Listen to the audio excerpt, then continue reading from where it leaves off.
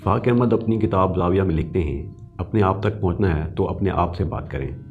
वो कहते हैं कि एक वक्त निकालें अपने दिन में से कुछ देर के लिए नीचे ज़मीन पर बैठ जाएं और ख़ामोश रहें।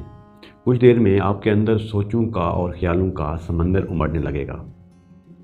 आप एक लम्हे में अपने ऑफिस में होंगे और अपने कोलीग से बात कर रहे होंगे। दूसरे लम्हे आपको वो पैसे याद आएंगे जो आपने किसी के देने थे या आपको किसी ने देने थे। आपकी ज़िंदगी का खुलासा आपके सामने आना शुरू हो जाएगा। कुछ देर बाद आपको महसूस होगा उस लम्हे जो आपने बात की थी उसका क्या इम्पैक्ट पड़ा किसी और की ज़िंदगी पर। वो काम जो अब तक आप करते आए हैं उसका आपकी और दूसरों की ज़िंदगी पर क्या असर पड़ा।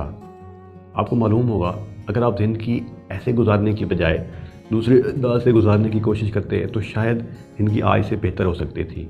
जब हम खामोशी से बैठकर अपनी ज़िंदगी की बारीकियों को देखते हैं तो इंसान की गई गलतियाँ, इंसान से की गई ख़ताएँ और इंसान की गई अच्छी चीज़ें आपके सामने आने लग जाती हैं।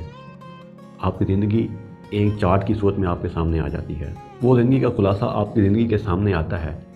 आप उसमें से अच्छी चीज़ें निकाल लें और जो बुरी चीज़ें थी वो भी निकाल लें।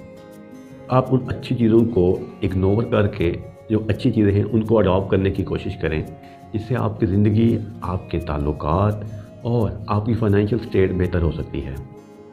हो सकता है अगर आप नौकरी करने की बजाय कोई कारोबार करते तो शायद आज हालात मज़ीद बेहतर होते, या हो सकता है आपको इन कारोबार के चक्रों में पड़ने की बजाय आप नौकरी कर लेते तो शायद हालात स्टेबल हों।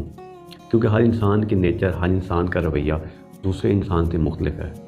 जब हम बैठकर अपनी ज़ात का तज्ज़िया करते हैं तो हमारे सामने हमारी अच्छाइयाँ, हमारी बुराइयाँ, हमारी वीकनेसेस और हमारी स्ट्रेंथ हमारे सामने आने लग जाती हैं, जिनको बेहतर अंदाज में यूटिलाइज़ कर हम एक अच्छी ज़िंदगी गुजार सकते हैं।